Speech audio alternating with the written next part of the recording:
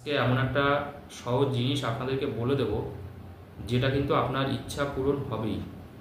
অর্থাৎ মনের মধ্যে যদি দীর্ঘদিন ধরে আপনার কোনো ইচ্ছা থাকে বা কোনো মনস্কামনা থাকে, যদি আপনি দেখেন সেটা আপনি কোনোভাবে পূরণ করতে পারছেন না, বা আপনি সোজা বাংলা ভাষায় বলতে গেলে কোনো না কোনো বাধা কিন্তু আপনার চলে আসছে।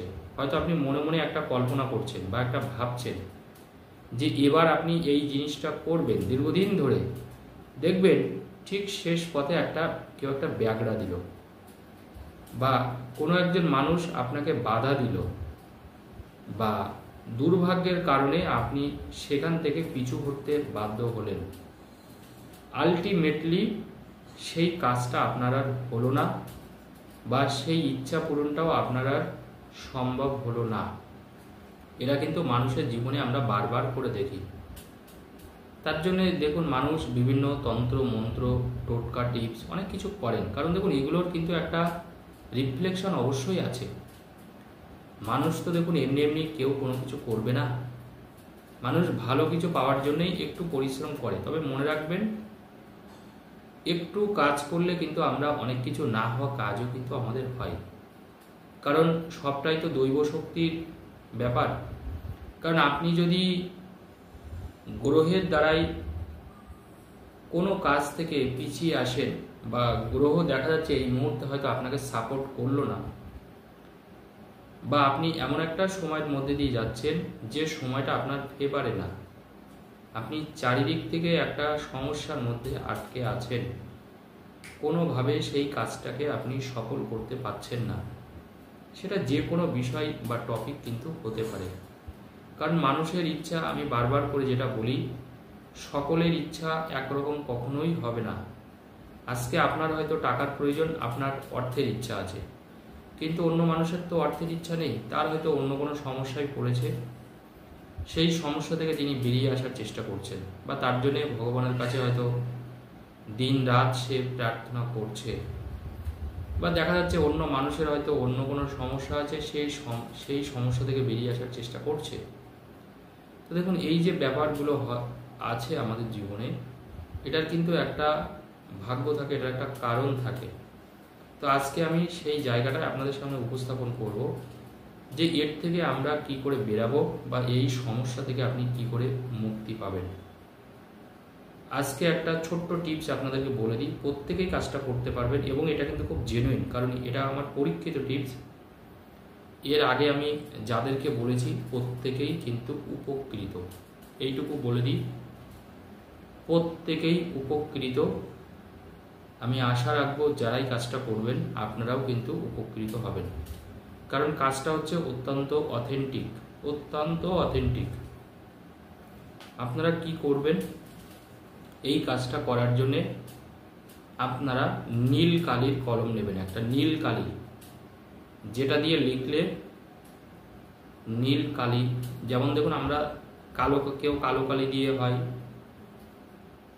লাল কালি হয়, নীল কালি হয়, সবুজ কালি হয়, কালি দেখুন অনেক রকমেরই হয়, কিন্তু বেসিক্যালি আমরা নীল কালি বা কালো কালি দিয়েই কিন্তু লিখি। লাল কালি দিয়ে অনেক সময় অনেক হেডিং করা হয়।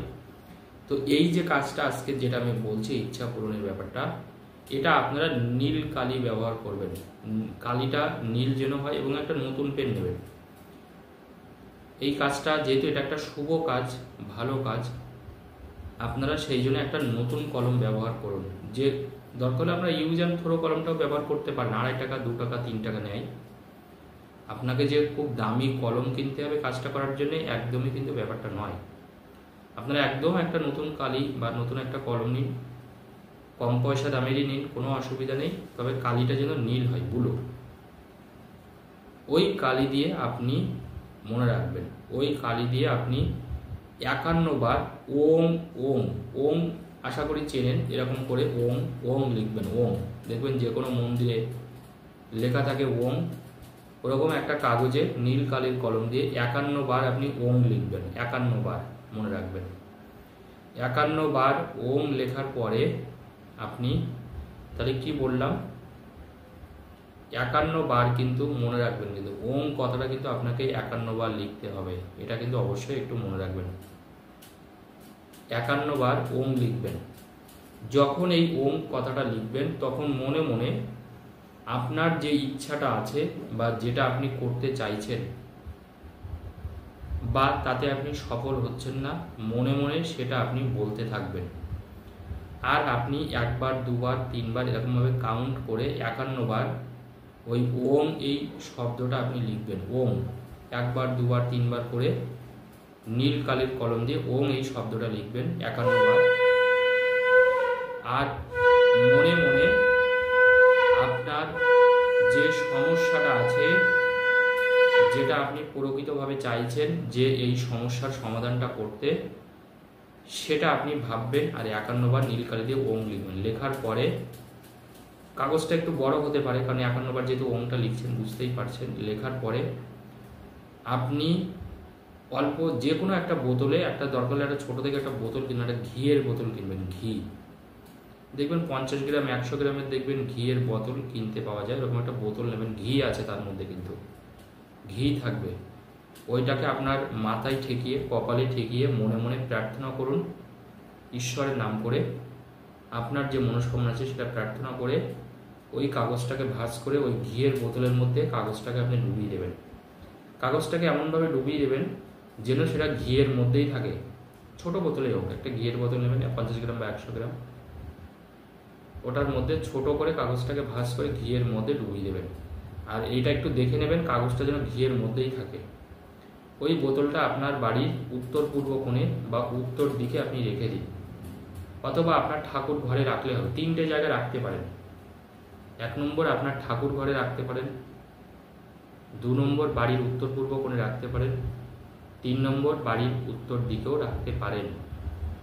যখন রাখবেন ঈশ্বরের নাম করে আপনার যে মনস্কামনা আছে বা ইচ্ছা আছে মনে মনে, সেই ইচ্ছাটা জানিয়ে ওটা আপনি রেখে দিন। কদিন রাখবেন? আপনি 9 দিন রাখবেন, মাত্র 9 দিন রাখবেন। এর মধ্যেই দেখবেন কাজটা রাতের বেলায় করবেন। 6:59 থেকে 11:59 মধ্যে কাজটা করবেন। সন্ধ্যা 6:59 থেকে রাত্রি 11:59 মধ্যে কাজটা করবেন। যে কোনো দিনই কাজটা করতে পারেন। এবং মনে রাখবেন 9 দিন মিনিমাম কিন্তু ওই ঘিয়ের বোতলটা যেখানে রাখবেন ওখানে রেখে দেবেন। যে ইচ্ছায় আপনার থাকুক সেই ইচ্ছা পূরণ হবে হবে হবে। কাজটা বিশ্বাসের সাথে করুন, আপনি অবশ্যই অবশ্যই সফল হবেন। কারণ এটা কিন্তু আমার পরীক্ষিত টিপস। যাদেরকেই বলেছি তারা কিন্তু প্রত্যেকেই উপকৃত। যে যে সমস্যার জন্যই আছেন বা যার যে ইচ্ছা পূরণই আছে বা মনোবাঞ্ছা, দেখুন মনোবাঞ্ছা তো এক একজনের এক এক রকম, আগেই বলেছি। সেই মনস্কামনা করে ভগবানের নাম করে কাজটা করুন, অবশ্যই উপকৃত হবেন। ধন্যবাদ।